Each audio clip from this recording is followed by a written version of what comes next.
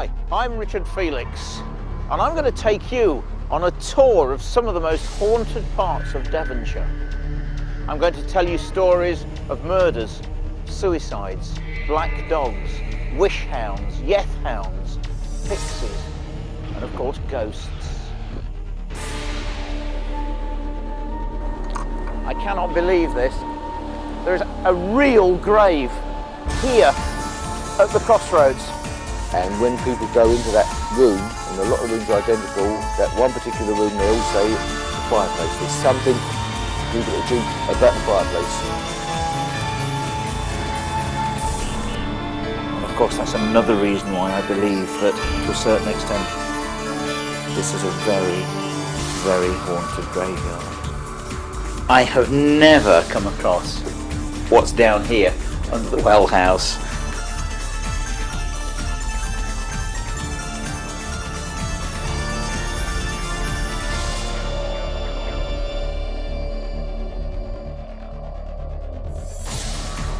Just in time to see two medieval soldiers disappearing through the wall into this building.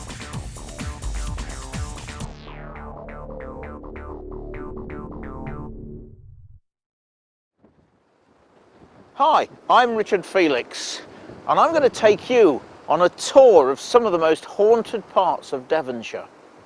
I'm going to tell you stories of murders, suicides, black dogs, wish hounds, yeth hounds, pixies, and of course ghosts. So why don't you turn down those lights, give me your full attention, settle back, and let me take you on a tour of haunted Devon. I'm at one of my favourite haunts. I actually spent my honeymoon here at Widdicombe in the Moor. It's a very haunted village, and it's got a very haunted pub called the Old Inn. It's extremely cold. It is the beginning of January. It's too cold to do the story out here, so I'm going to make an appointment and I'm going round for a pint at the Old Inn. So come and join me. We're inside the Old Inn at Widdicombe in the Moor. James, you're the assistant manager. Yeah, that's right. You've been here a long time though, haven't you? About 20 years now, so it's quite a long time. Flipping sort you've done a lot of things happened since we came here changes. years ago. It is haunted, isn't it? It is, yes. We do have two ghosts reportedly, but one really. Yeah. It's called Harry. Do you know who Harry Not is? really, no. I don't know. I mean, I'm assuming it's just a nickname that's been given to him over the years. Yeah, you wouldn't believe the number of people that live and work with ghosts that just give them a nickname. Yeah. Oh, Harry's been knocking around, right, Jim's been doing this, Aggie's right. been, yeah. So it's a similar situation. Yeah. Nobody can throw any light on it though. Not really, no. We don't know who he is, where he's from, why he's here, or anything really. All you know is that he is here. He is here. Yeah. And do customers ever say, see this old guy or Not really. We have one or two customers that sort of wander around and think, oh, that's not quite right, or they feel something, but nobody's ever seen him as such. No. There's one or two strange goings on, but that's about it. But you have had an experience. Yeah, haven't you? we had. I used to live in upstairs here, and I was the only person here.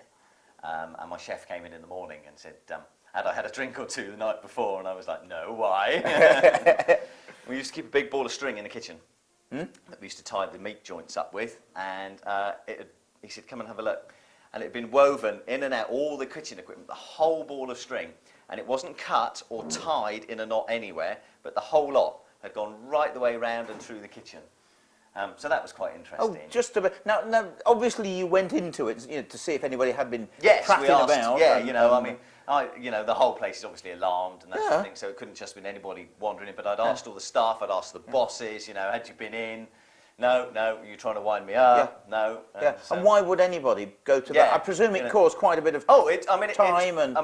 With us just cutting it to get it off, it took us 10 minutes. Wow. So to wind it all the way through, it must have taken, well, in theory, ages. Yeah. So there was definitely something. Genuine poltergeist activity in the place. Yeah. We have things fall off shelves and that sort of thing every now and again as well. So he's just playing tricks on you, to be honest with you. Friendly ghost, really.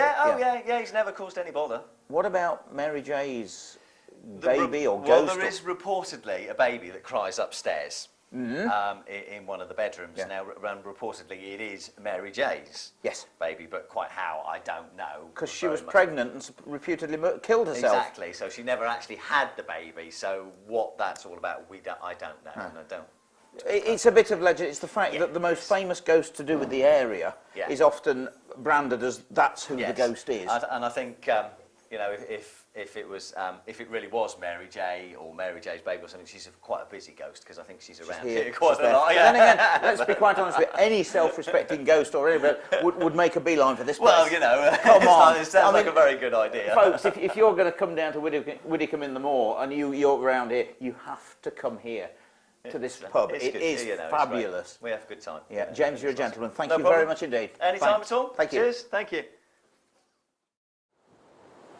Right, here we go. This is, I've just come up this sunken roadway here. It's a bridle path, and I'm looking for Jay's grave, and I can see it in front of me. I can also see here on the left-hand side a spine, a bone. I hope that it's a sheep's. I'm sure it is. Gosh. I cannot believe this. There's a real grave here at the crossroads. I'm kneeling at a crossroads, and the reason I'm kneeling is because it is such a windy spot. This is scary. No way would you find me here in the dark. It's really quite awesome. This is Mary J's grave, and it's situated at the crossroads, and it's a very famous landmark on Dartmoor. This girl was born in the workhouse at Newton Abbot around 1790 and eventually went into farm service. She was made pregnant, we know not who by the local squire, the farmer. But of course in those days it was a terrible thing to happen to someone, and unfortunately the father, whoever he was, wouldn't lay claim to the baby. Mary was working at the time in farm service at Ford Farm at Manhattan. She took herself into the barn and hanged herself with a rope from the rafters.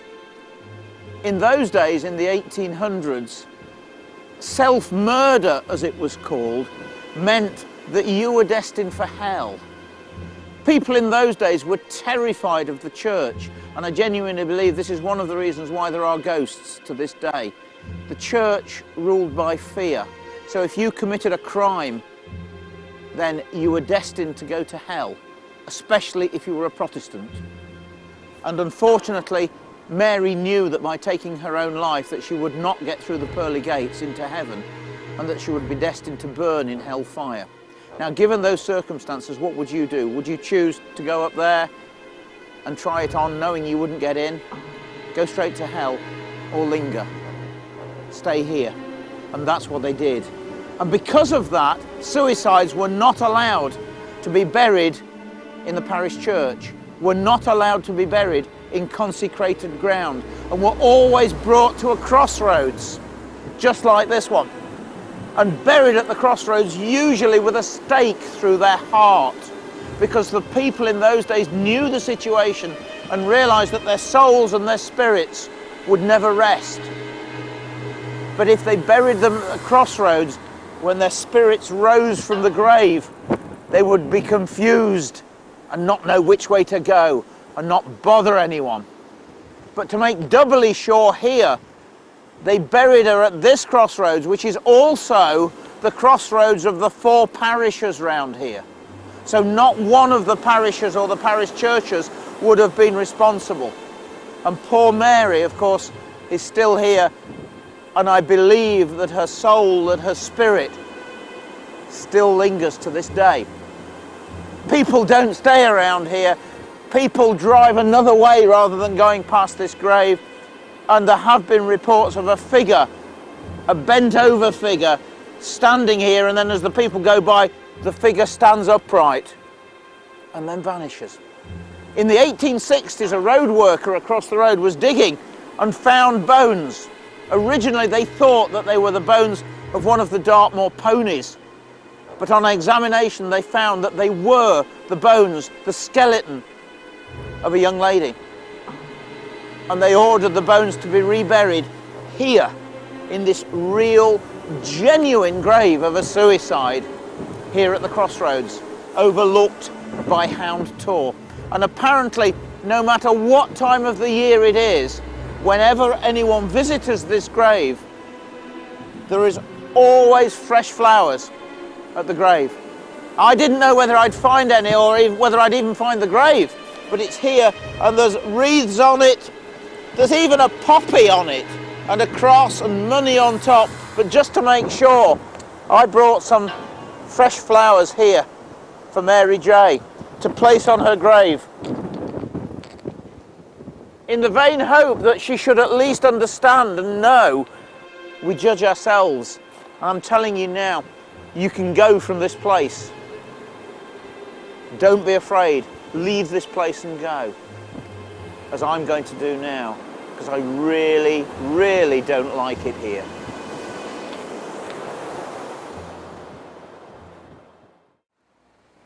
It's a lovely sunny morning and it's January and I'm in Brixham. I'm standing outside the Brixham Heritage Museum. It was once a police station. I've been here before, and when I came here about 3 years ago, I unearthed something rather macabre and something rather strange inside this building. It's haunted, of course, otherwise I wouldn't be here. So I'm going inside to meet Patsy.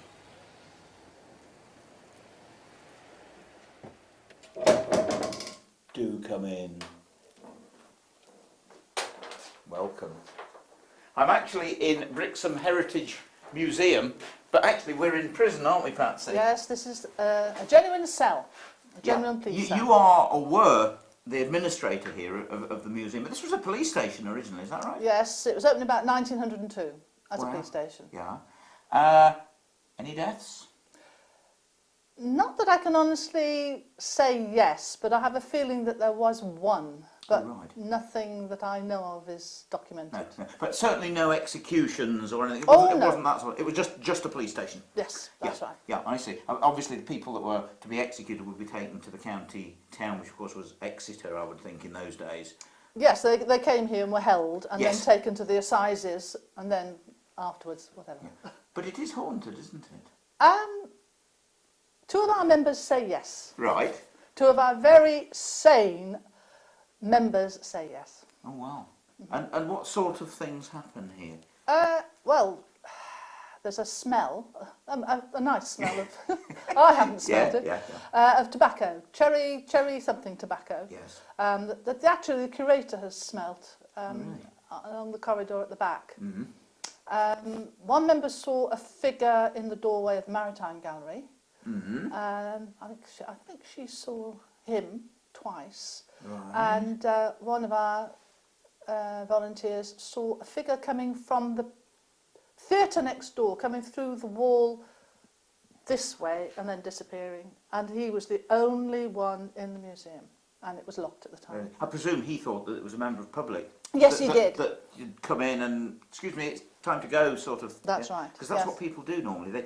They actually put it into reality, what they've just seen. Oh, it's a customer, not, oh my God, it's a ghost. Well, sometimes it's very easy to lock people in this place. Oh, of course it is. Easier than most places, I would think. But going back to the cherry tobacco, I was talking to another member of your staff earlier, and they actually reckoned that there was a policeman in the 60s that did smoke this particular sort of tobacco. Oh, right. Well, cherry tobacco, apparently. Yeah. Because obviously it could have been anybody with a pipe or something. Mm-hmm. Not these days, of course, because obviously people aren't allowed to smoke in public buildings. But apparently it was the same tobacco that this policeman smoked in this building. So he may just be a policeman that, I don't know, loved his job so much that he may still be here. I really don't know about that, but maybe the smell lingered in the brickwork. Well, you never know. That's a possibility. But I mean, the other thing is that there's nothing evil here. There's nothing nasty. No, most definitely not. I mean, our volunteer said that the figure that she saw in the doorway was definitely a benign figure. There was no aura of evil coming from at all. I thought not. Now, of course, the other thing, amazingly, when I came here to see you 2 or 3 years ago, we were talking about, years ago, you actually had parts of skeletons of bones that had been found under the road when apparently the sea used to come farther up here in Brixham. And of course, I think it was the 1860s, there was a very serious gale and a lot of sailors. That's like the big gale. Yeah, they were washed up because a lot of them were drowned. Yeah, well, yes. Something like 40, I think, wasn't it, that were actually died? I couldn't actually. I believe that, it was. About that. And I just wonder whether some of the bones that were originally here in those days could have been from one of the sailors. And because he hadn't had a decent burial then, that could have caused a haunting. Who knows? I don't know. It's a possibility. I wouldn't like to say think yes. about. I wouldn't like to say yes. But you wouldn't say no. And I wouldn't say no either. I That's mean, it. nothing can be disproved about No, of course anything. not. No, it can't. That is fantastic. Thank you very much indeed. Thank you. If you're looking for a good hotel to stay in while you're doing a ghost tour of Devon, then you could do no worse than coming here to the Smuggler's Haunt in Brixham. Obviously it's haunted, otherwise I wouldn't be telling you about it. Some very good ghost stories in here, and a mystery as well. So without further ado, let's go inside and have a look. John, we're now obviously inside the Smuggler's Haunt. You've been here, what, 3.5 years? Yes, that's correct. Is it haunted? We have our moments here. Put it that way, we do have our moments. There are books about Brixham that are said about different ghosts here, but I have one particular story which I won't tell anybody. It's not written about and it's not publicised, but over the last 20 months, 21 months, I've had this story by 6 different people told to me, and the story's identical, and I won't tell anybody it, and when I hear it again, which I'm sure I will, I know it is genuine. So this is something that only you know, or obviously your and staff. my wife here. Jean knows about, and not even the staff know. I won't tell the staff. And people come down and report it to you after spending a night here or something like that? Yes, and I've had this, I say 6 times. It's an identical story, which I won't, and when I know that story's told to me, I know it's not You know it's fake. true. I know it's not fake because it's not written about, publicised. No one knows, not even yourself, and I keep it to myself. So when that happens, I know that it is, and it's quite an eerie story. And this thing that happens, that people don't dream, it will physically wake them up, and they're wide awake. And when I hear it, and the people tell me this story, and they say, you might think I'm a bit silly. I said, well, go on. And when they start telling me, I said, well, you're not the first time to tell me their story, and that makes them feel better about it as well. 6 times? 6 times in 21, 22 months I've had this particular story. And you're not going to tell me? No, because I don't want it... I quite understand it, because obviously the other stories that are documented, Aggie, is she the one that threw herself out of Yes. a bedroom window that's here? Right, yes. In room number... Well, the rooms have been altered. I think Right. it's up an upstairs window, which is now... but yeah, supposed to be... I don't know. We always blame when we have happenings that do something moves or that, we always blame it on the woman, Aggie. On Aggie. Whether it is her or not, I don't know. Only a medium could tell me You've that. got a chimney in one of the rooms that's That's right. supposed to be... That is supposed to be a child. We've done some other paranormal teams in here, and when people go into that room, and a lot of rooms are identical, that one particular room, they all say the fireplace. There's something, people that tune about the fireplace. It's just certain things about it. Always is, and it's always. And we've got loads of fireplaces, but that one particular room. Wow. And then we're actually sitting, purely by accident, honestly, in what someone's told you is the most haunted part of... It's meant to be a gentleman supposed to sit here, and you get pipe smoke. I've actually, not for the last, I suppose, 2004, 5, where you could, sometimes you can walk through here and you will smell a smoke, but I've not had it now for a bit of a while. Really? But you never see it, you just smell a certain hopefully I will smell it again, because now there's no smoking ban, so that would be that even will better. Won't that be interesting? Yes, that will be. Yeah. Yes. And isn't it supposed to be seen through the mirror as well at the back? Yes, it's supposed to see him. You look in the mirror, you see him, and when you look at the table, he's not there. Wow. Because you see, mirrors are supposed to be portals into the other world, so it might be something over there at the moment. Thank God. And a couple of cameramen. So that's fascinating, because you see, what you've just told me is the first thing you told me is far better than any of the ghost stories that I reckon we're going to get, because this is a ghost story that only you know about, and that's what makes it so real. I think it's fantastic. I'm waiting to hear it again, and I look forward to it, because I know if I hear it again, it's genuine. Well, if it does happen again, will you let me know? Will do. And you will tell me, won't you, when the camera goes off? I'll have to think about it. I'll have to think about No, it. don't. Because keep it to yourself. That's fantastic, John. Thank you very much indeed. You're welcome. Thanks. I'm standing in front of what is one of the most haunted castles in Devon, Berry Pomeroy. I came here a few years ago, spent most of the night here, and I promise you, it is a very scary place on a cold, dark, windy night. It was originally given to Ralph de Pomeroy by William the Conqueror. Many years later, Henry de Pomeroy rebelled against King Richard on the side of his brother, King John. When King Richard came back to this country, he quashed the rebellion. Henry fled and held out for a short period of time at St. Michael's Mount. He eventually took his own life by bleeding himself to death, Roman style. There are lots of ghosts here. There's the White Lady of Berry Pomeroy, who is believed to be Lady Margaret Pomeroy.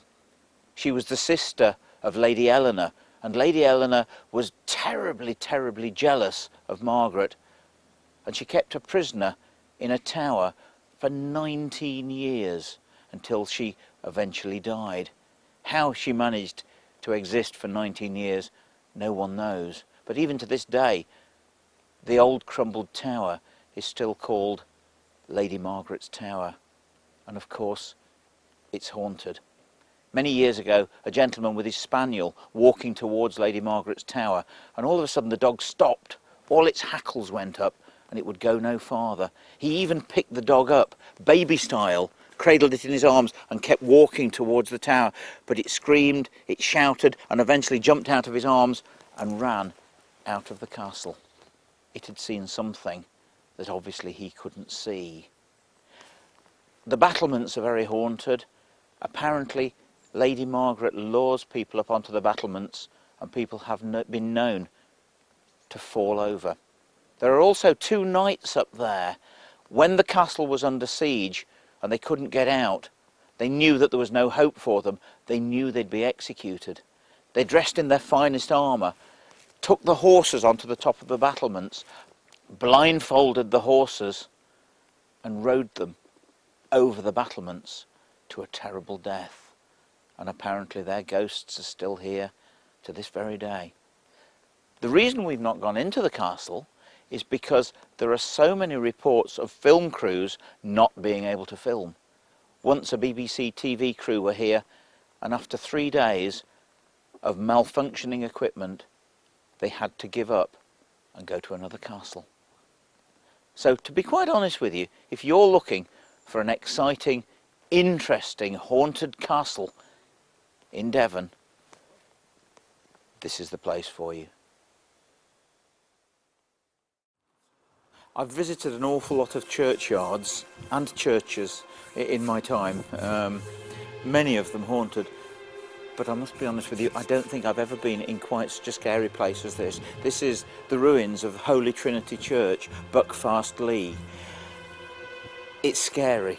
There's something, I don't know, there's just something about it, that it's daytime, and I don't like it. You would under no circumstances get me here after dark.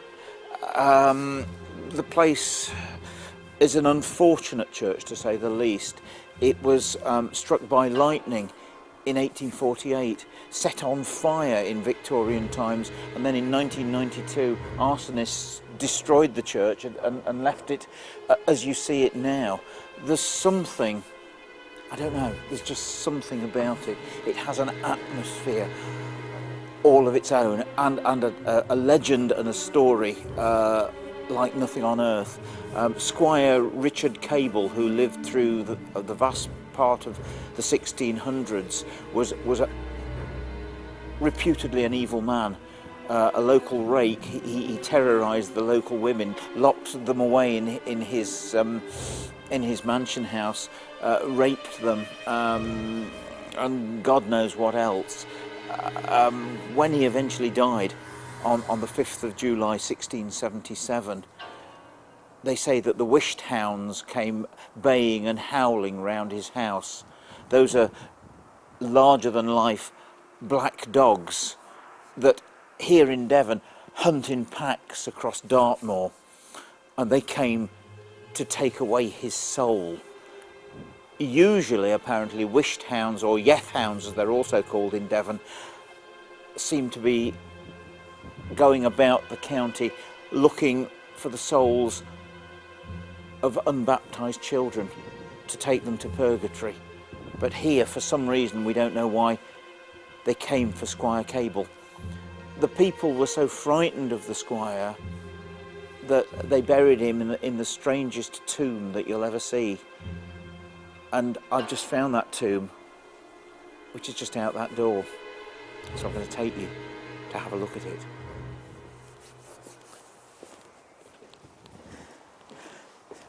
It's here. This is the most unusual tomb I've ever seen in my life. The Cable tomb, the source of local legends and of inspiration to the author Sir Arthur Conan Doyle. You see, when the wished hounds came to take away the soul of Richard Cable, these were the larger-than-life, big, black, shaggy dogs, harbingers of death. Sir Arthur Conan Doyle at the time was convalescing in Norfolk and talking to a chap that lived very close to here. They got very friendly and started talking of myths and legends, and it became the inspiration for no less than the Hound of the Baskervilles. But the people of Buckfastleigh were so terrified of Richard Cable, or should I say of Richard Cable's ghost, that they placed the body down below in this amazing tomb, stoned him up, and then put these amazing bars on it, and then to stop his soul from rising from the grave, they placed this huge block of white stone on top of it, because in olden days people believed that the ghosts or the souls of witches, wizards, suicides would not rest, and so if they encased them, they believed that it would stop them from rising. But whether it has stopped Richard Cable from rising, nobody knows. People say that they see strange red glowing lights around the tomb at night. Talking of stopping people rising from the graves, this was also a famous place for body snatchers or resurrection men. Being a very remote graveyard, body snatchers used to come here and dig up freshly laid to rest bodies. What they used to do was come along with a young boy and wooden spades, so that they didn't make a sound on the stones in the soil. Dig down. They knew where the head of the coffin was, and they dug a small hole down, sent the boy down who smashed the wood of the coffin. They attached a rope around the neck of the dead body and pulled it up out of the hole. It was illegal to steal the shroud or the clothes, so they stripped the body, put the clothes or the shroud back in the coffin, and took the naked body away for the purpose of dissection. And of course that's another reason why I believe that, to a certain extent, this is a very, very haunted graveyard. Not the place to be when you're on your own at night. And I must be honest with you, I for some reason, I've been glancing from one side to the other of the graveyard. I'm just very uneasy in here, and I must be honest with you.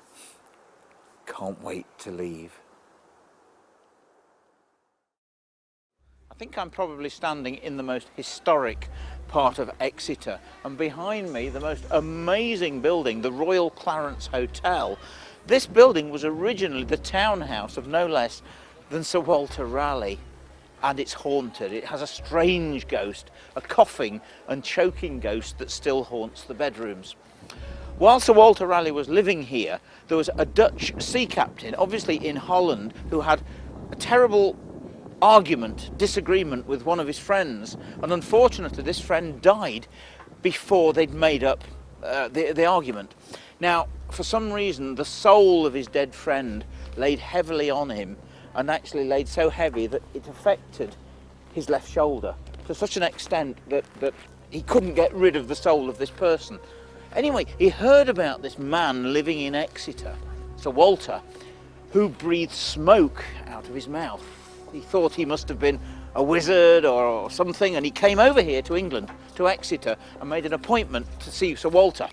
He explained his predicament, and Sir Walter did no more than breathe smoke onto his left shoulder and released the soul of the man, and it drifted away from him and he was free.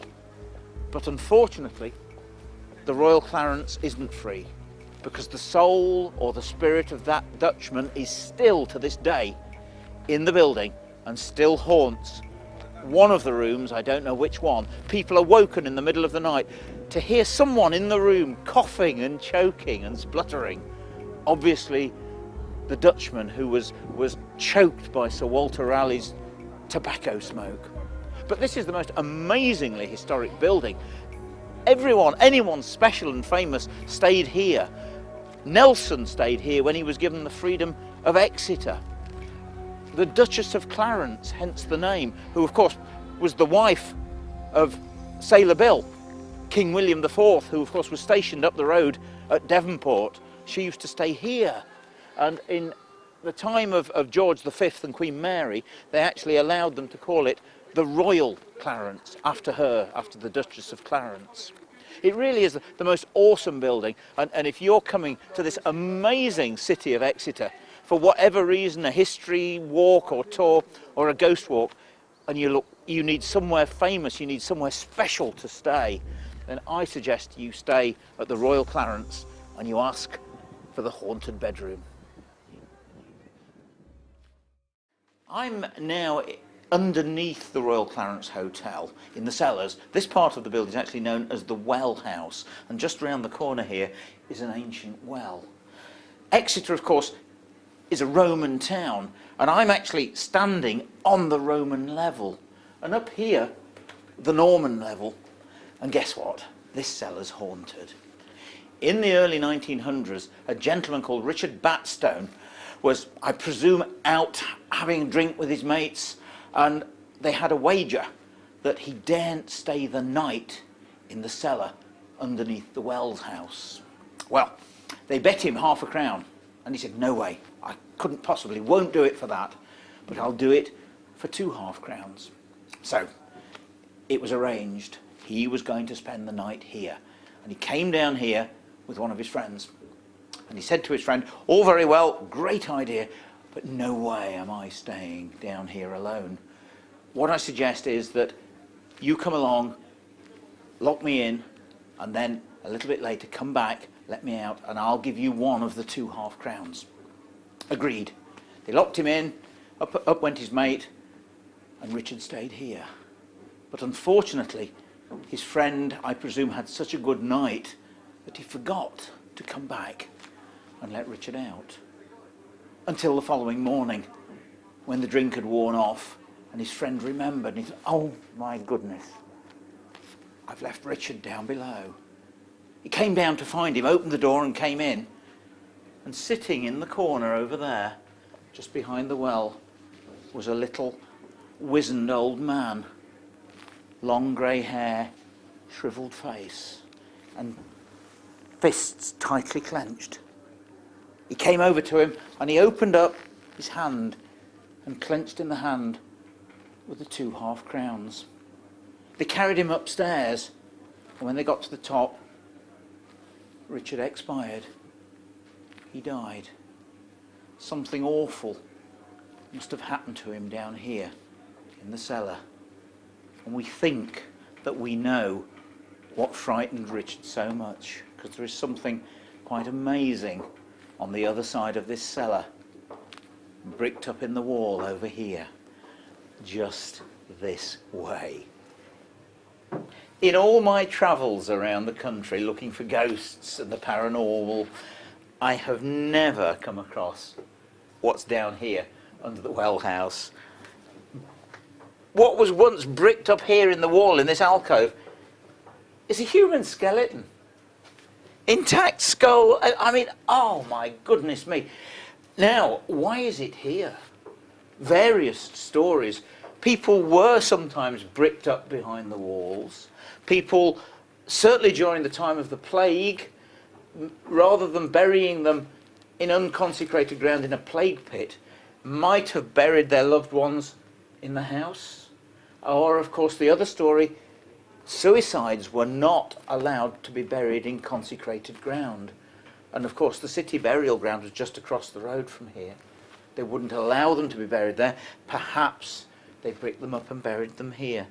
And, of course, suicides were bound for hell. And so, for some reason, the soul of that person may still be haunting this cellar to this day. But of course, there's another possibility, because they're now pretty sure that this is not one skeleton, and it's part male and part female. And it could well be the skeletons of John the monk and Martha the nun that were taken away and brought here, and their bodies secreted away behind this wall. Perhaps we'll never know. I'm now in the most magnificent little courtyard, medieval. This building is now Ask's Restaurant, but before the Reformation, this was an Annuella's college. Very similar to chantry priests. Their role was to say a mass, to pray for your soul, obviously after you were dead, on the anniversary of your death. If you had money, and of course remember Exeter was a very wealthy place, you would actually pay the Annuella priests to pray for your soul, to speed it through purgatory, to send it to heaven. Of course, once the Reformation came, all of that literally went out of the window. But this courtyard is haunted. Underneath this pot here, apparently, is an ancient well. And one of the priests had a liaison, for want of a better word, with a nun. Her name was Martha, his name was John. And of course, she became pregnant. And in those days, it was customary to wall them up behind the walls of a building. They knew this was going to happen to them, so they had a suicide pact. And they both threw themselves down this well and drowned themselves, committing, of course, in the eyes of God, self-murder, suicide. Now, they knew where they were destined for. They would not be allowed through the pearly gates into heaven. They would go straight to hell. In that situation, what would you do? Would you try it on at the pearly gates, hoping that St. Peter would let you in, knowing full well there was no way? Would you go straight to hell? No, thank you. I'll stay here. And they have. And they're still here to this day. Their ghosts still haunt this courtyard. Many years ago, this was a gentleman's club. And there is a report of one of the gentlemen here, and I believe before he had drinks, actually saw the ghostly apparition of a nun and a monk walking through the courtyard and disappearing through the wall. There's also a poltergeist in the top floor of the building here in front of me, who throws things around, bothers the cleaners a lot. They never work on their own, they like to work in pairs, moves their dusters, pulls out the plugs of the vacuum, and causes mayhem in the building. Who the ghost is, we're not sure, but apparently the name given to him, for some reason, I don't know why, is E-T-H-E-L. And you're not allowed to say the name. I don't know why, but I'm certainly not going to mention the name, because I don't want him to follow me home tonight. So many amazing stories in Exeter that we've actually run out of daylight and we've now had to go to night vision. Behind me here, this amazing medieval house with this awesome oak door. Behind the door is the most amazing medieval courtyard. And in medieval times, this building belonged to the Archdeacon of Barnstaple.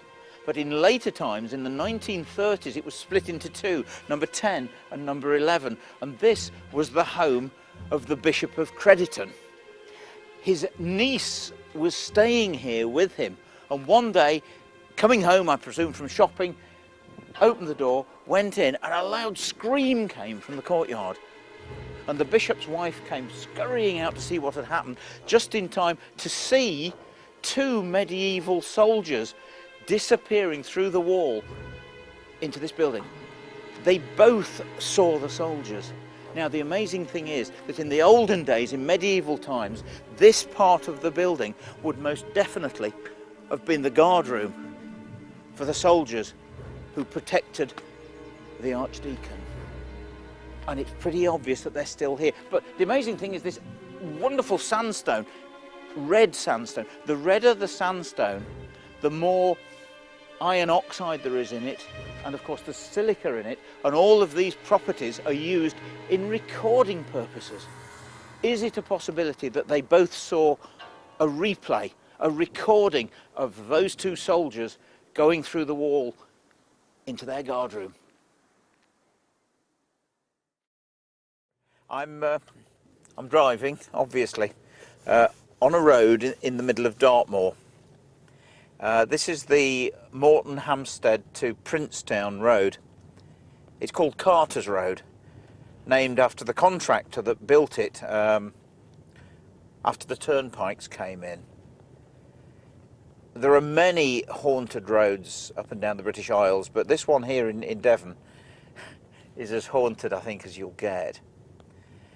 Something very strange and something very eerie, and I'm just going to lock the doors because I'm spooked before I start. It's all to do with something called the hairy hands, and it originates from the early 1900s. The first instance, ghost story if you like, was of a chap walking back along this road, and like many people in the olden days, he obviously heard a horse coming. Not a problem, but it started galloping as it got towards him, and all he could do was actually press himself against the hedgerow and the stone wall at the side here and hope that the horse didn't hit him. It came galloping towards him and he saw nothing. Admittedly, it was night time, just like now. But not only did he hear a horse, but he also heard the noise of the saddle and the stirrups and the harnesses. In fact, it was being ridden by someone, but he saw nothing.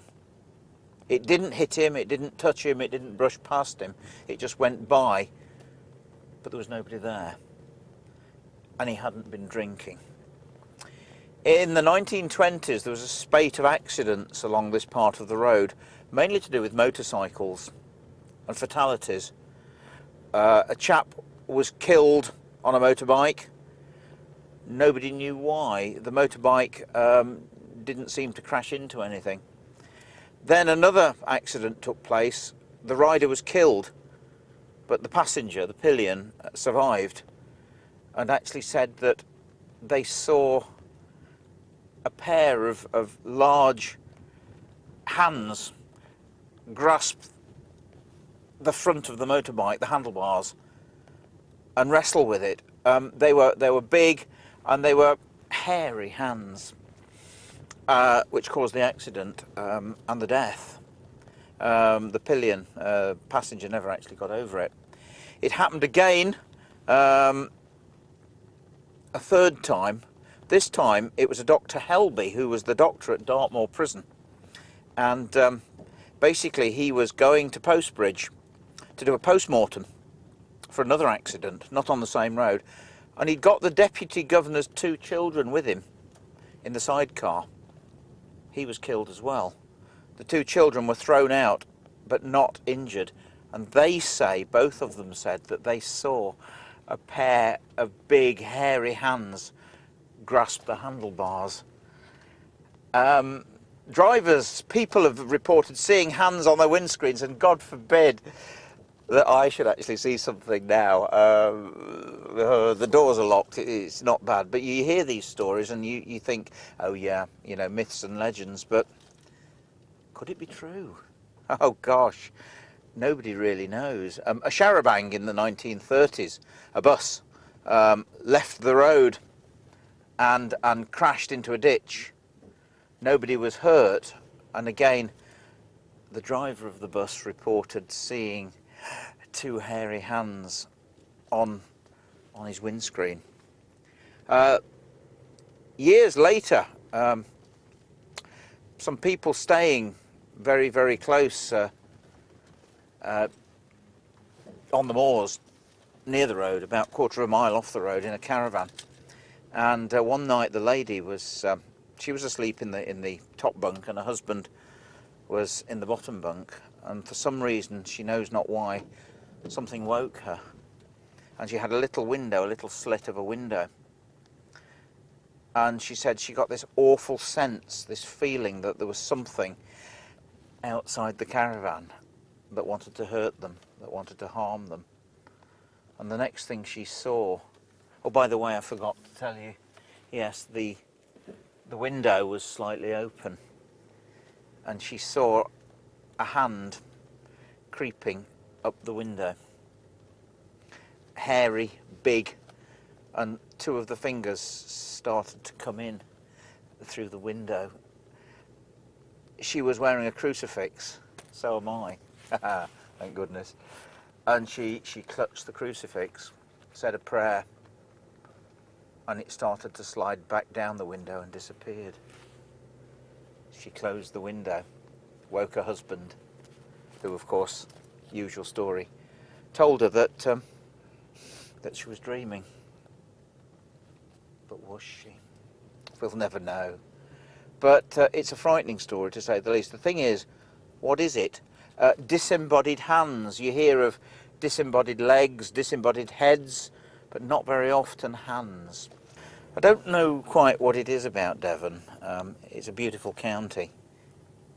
But when that veil of darkness comes over the moors at night, it takes on another role.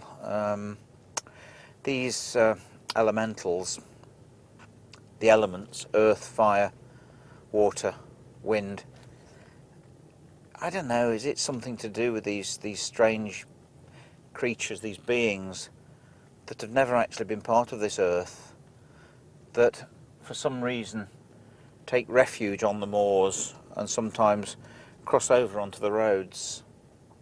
These hairy hands that were perhaps never human, in the same way as the wild hunt, the wish hounds, the eth hounds, these strange creatures that still to this day dwell here on Dartmoor. For what reason I know not.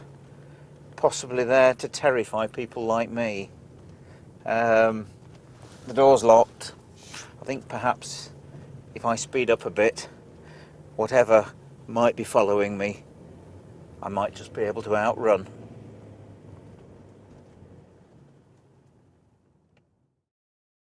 This is the 13th century church house. It's now an inn, and it's a hotel as well. I've been here before, had rather a disturbed night in here when I spent the night, but extremely haunted, very windy out here, absolutely fantastic inside. Let's go in.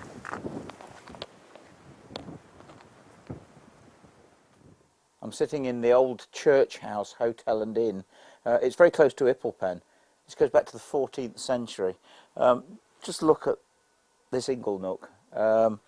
Wouldn't you just love to sit and read a book with a glass of brandy in your hand in front of this fire? It's quite something.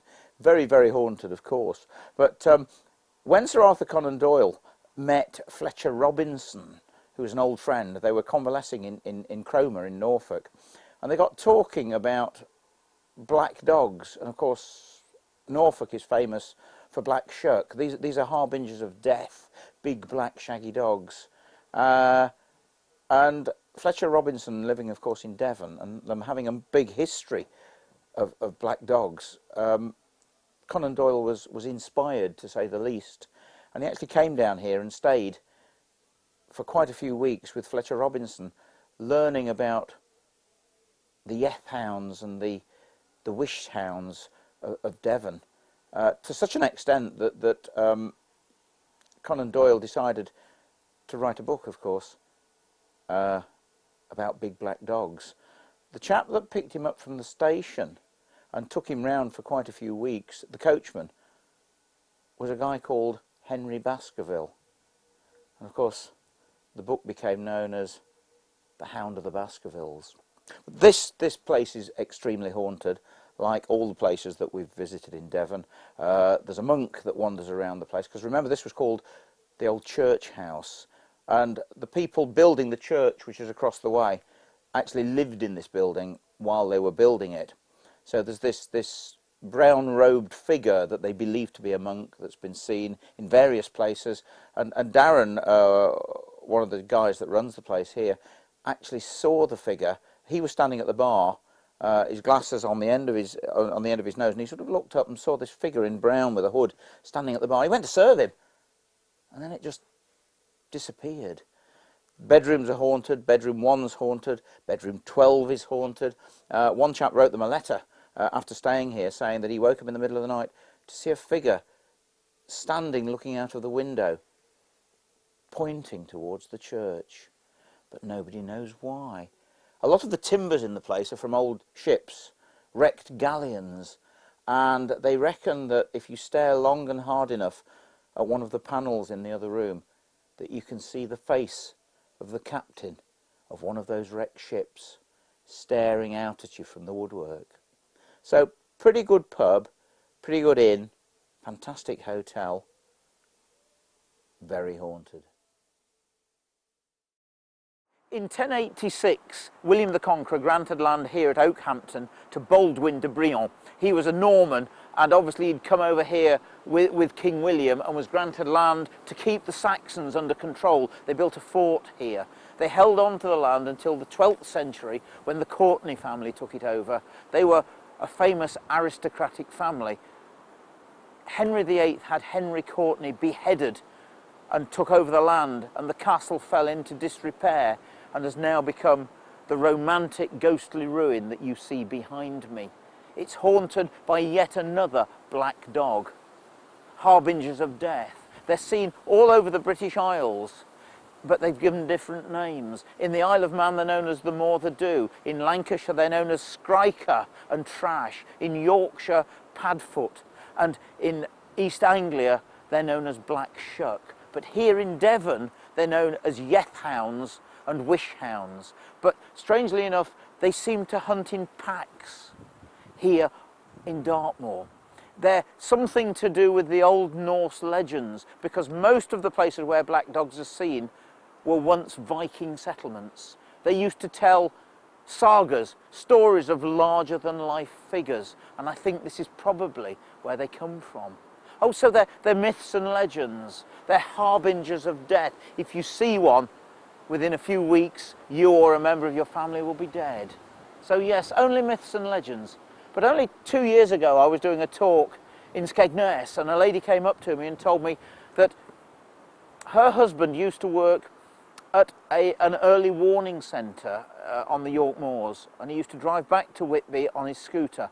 One night about 2 o'clock, he was driving along and he saw what he believed to be a large black donkey in front of him. As he got closer to it, he realised it wasn't.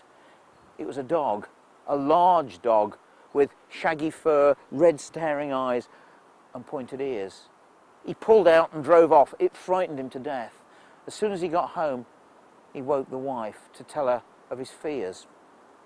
A fortnight later, both he and his 12-year-old daughter were run over by a lorry on a hill in Whitby and killed.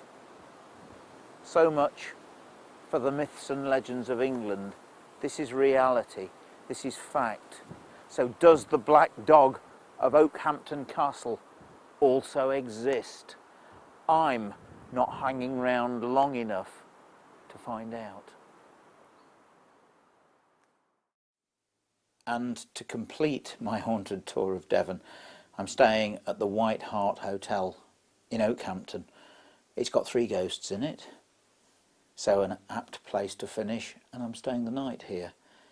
There's the ghost of a cavalier that haunts the Tudor room. Apparently he was shot in there during the English Civil War. And there's a ghost of a mother and child. The mother who reputedly hanged herself here in the hotel, and the ghost of her little boy who's still looking for her to this day. Mother is grounded here because obviously she believes that she can't get into heaven, and the little boy is still looking for his mum, and apparently they haven't met up. On frequent occasions, both members of staff and customers say that they hear the cries of a little boy, and he has been seen wandering on the stairs looking for his mum. A few years ago, a lady staying in the hotel on 3 separate nights heard a little boy crying. The first night she heard him and got out of bed, came to the door and opened the door. There was no one there. The second night she actually saw the little boy standing on the landing. It frightened her quite a lot. And on the third night she only heard him, she didn't see him. And then at the end of her stay she was talking to a chap, a builder who was staying here, and he said he'd been kept awake during the night by a child crying. So it seems quite a haunted place, an apt place for me to finish. I'm staying the night. I hope I don't hear him. I hope you've enjoyed watching the DVD as much as I've enjoyed making it. As I always say at the end of every DVD, and I hope this applies to me as well, do sleep well, don't have nightmares.